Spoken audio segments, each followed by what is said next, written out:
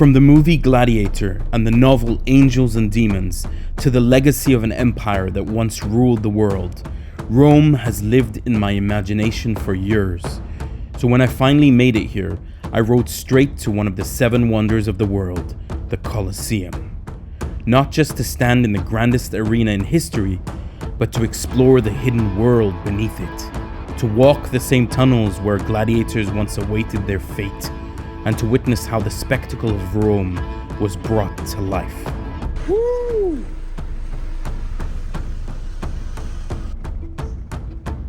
I made it. The Colosseum of Rome. Wow. I think that's the arch and statue of Emperor Nemo. Not Nemo, Nero. Not Nemo, Nero. Right here. Cheers, guys.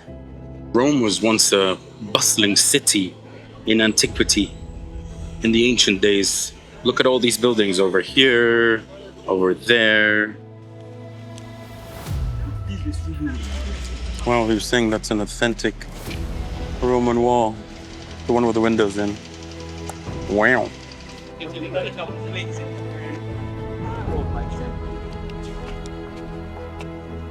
Wow, look at that. This is the temple of Julius Caesar. The altar of Julius Caesar. Wow, this is fascinating.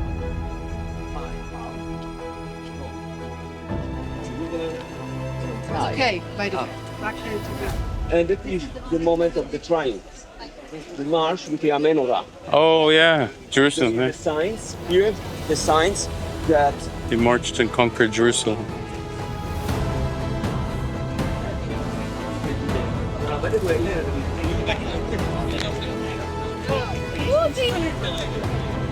So it's the Arch of Constantine.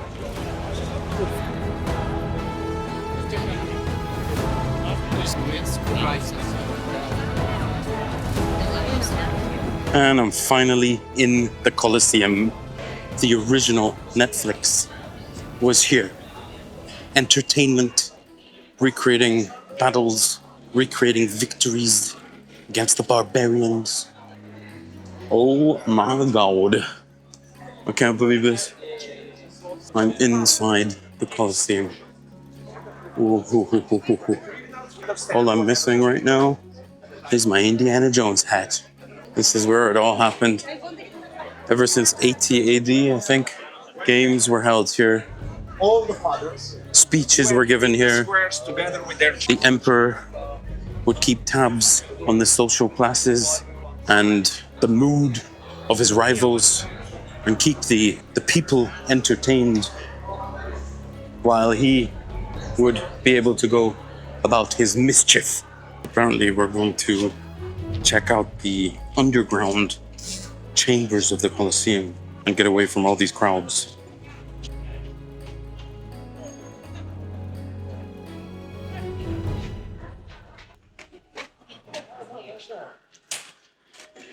We're going in to the belly of the beast.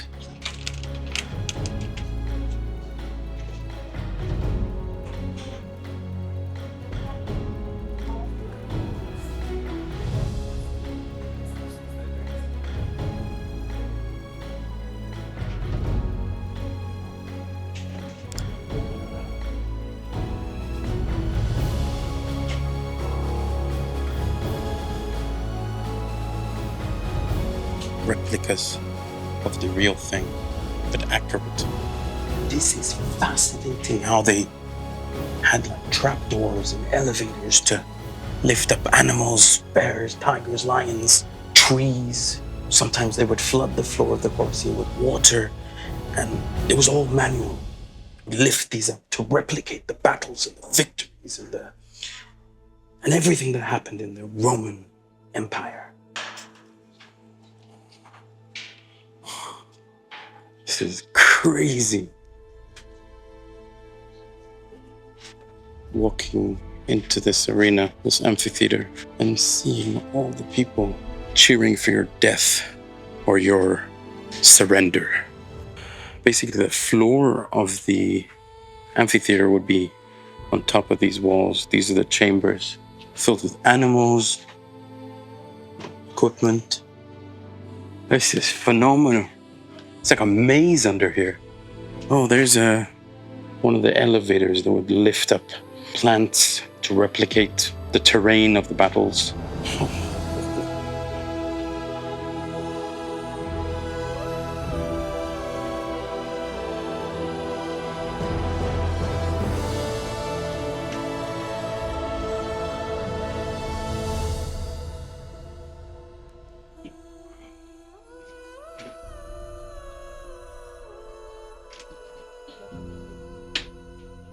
So that entrance is where the larger animals would come in, elephants, giraffes, etc. And there were ramps where they would bring up groups of gladiators. And the gladiators had teams that would compete against each other.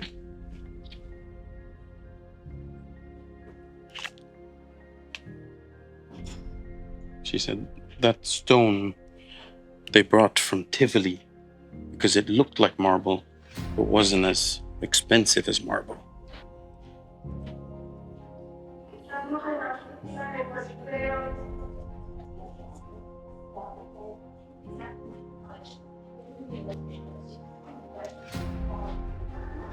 The spectators would sit on these marble blocks and graffitiize it. And I guess this was all the food that they ate.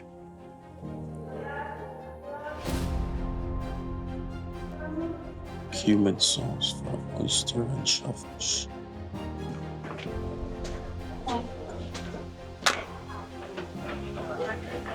Oh, wow.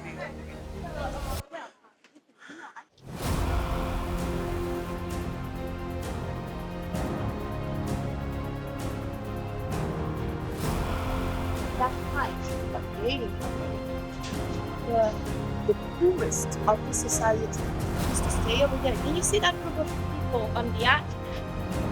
Yeah.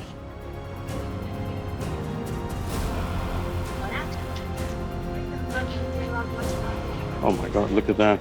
Look at this huge entrance.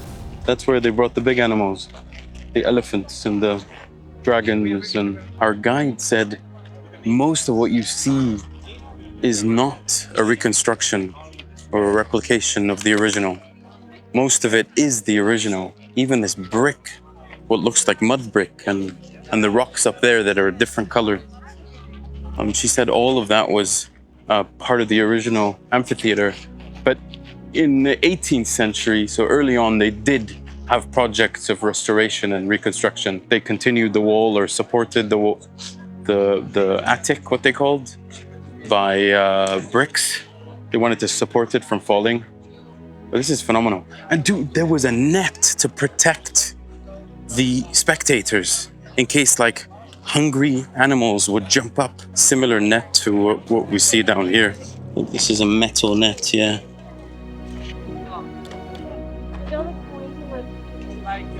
The scale is insane.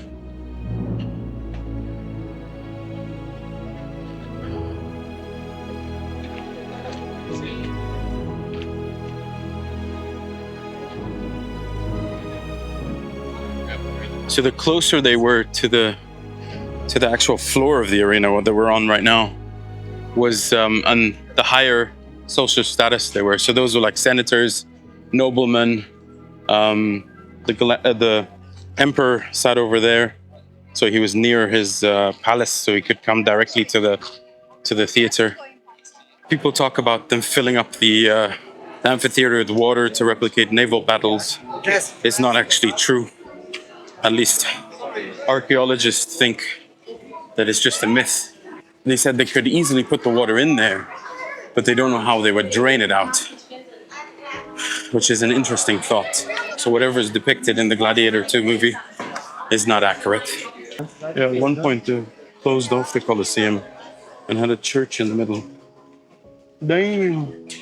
One of the popes said that enough using the Colosseum as a quarry, stop taking rocks from it, because it's actually sacred ground, because Christian martyrs died there, obviously before the Roman Empire was declared Christian. And so he declared it sacred, and since then they haven't stolen the rocks to build all the basilicas and stuff in Rome. I know that Emperor Constantine legalized Christianity, but I think there's a following emperor that actually made it the state religion, I think. Correct me in the comments if I'm wrong. And I mean, it's not called the Colosseum because of its Colossus size. What was Colossus was the huge 34-meter high colossal statue of Nero just outside the Colosseum. But I wanted to show you this column. Look at this column, look-alike marble, but just such a beautiful structure there. And a lot of this would have been adorning the Colosseum back in the day. These high-ass pillars that supported the bleachers for the spectators. Super cool. Magnificent structure. Insane. Bye-bye, Colosseum. So the story of the building of Rome, that there was a Vestal Virgin that the god Mars loved and had an affair with. She gave birth to Romulus and Remus. And Romulus and Remus were raised by a she-wolf on this hill, I believe the Palatine Hill, Palatitis Hill, Palatine Hill. And then they were raised by a shepherd. But the story goes that Romulus and Remus were discussing like where to build their new town or new city. And they let the birds decide, apparently, and the birds went flying around. And then in the end, they disagreed on the final location of founding the city, which would be Rome. Romulus wanted to have the city built on the Palatine Hill, or Palatine Hill. Remus wanted it to be built on another hill. And then once Romulus went ahead and started constructing the walls of his city, Remus jumped over the walls and said, "Hey, this is easy to get in. You're building a terrible city." And so Romulus, being the angry character that he is, stabbed Remus and killed Remus. And then founded Rome. And so that's the story of Romulus and Remus, raised by the she-wolf in a cave, actually, in Palatine Hill. So I was going to actually point that out, that there's a cave here that could be where the myth actually refers to. Maybe that's the cave. Maybe. Not sure.